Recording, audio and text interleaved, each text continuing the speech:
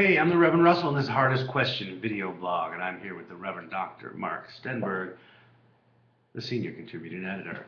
And we are in Ordinary 20C, 21C.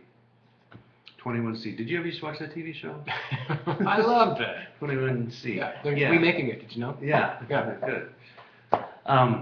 And we're looking at Luke 13:10 through 17, which is, what is it? It's a fight in the street. It's a fight for reputation, for street cred. Oh, I'm thinking of 21C again. 21 Jump C.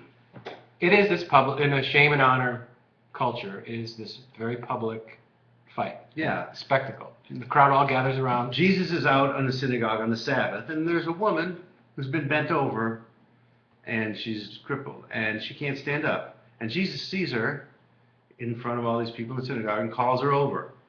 People gather around. He lays hands on her. She straightens up, and she begins praising God, causing quite a commotion. So then, are you being Keep going. No, keep going. You're such a good storyteller. So then what happens then is like the leader of the synagogue sees, because he's over here doing his leader of the synagogue thing, and then there's this big thing, oh, what's going on over here? And he sees all these people around Jesus and this woman praising God, and he does not like that one bit. No. Because it kind of shows him up, right? Yeah. He's the leader of the synagogue. Yeah. Right? So he, what does he do? It says, there are 6 days on which work ought to be done. Come on those days to be cured, and not on the Sabbath day. Right. You can't break the Sabbath. Don't you know? Don't you understand? There's 6 other days, Yeah. you know? But the Lord answered him and said, You hypocrites! Does not each of you on the Sabbath untie his ox or donkey from the manger and lead it away to give it water?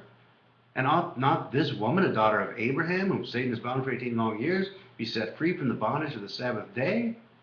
See, so, yeah, he gets right, and he mixes it up with them right there. Yeah. Yeah. Calls them hypocrites. Jesus is throwing that hypocrite word around a lot lately, Yeah. isn't he? Yeah. It's like his main thing he's going to. Yeah. What's so bad? I mean, is that like a big thing, being a hypocrite? And by the way, too, what's with the Sabbath? He really rubs it in their face on breaking that Sabbath law. Absolutely. He just all the way through, he's breaking the Sabbath law. Why is that so important? And look at the big triumphal ending in 17 here. Okay, what does it say? When he said this, all his opponents were put to shame. Boom. All his opponents were put to shame. He wins. And the entire crowd was rejoicing at all the wonderful things that he was doing. So the leader of the synagogue went away like, oh, Yeah. he's shamed. Okay. And Jesus wins the shame off. Yeah, that's right. Wow.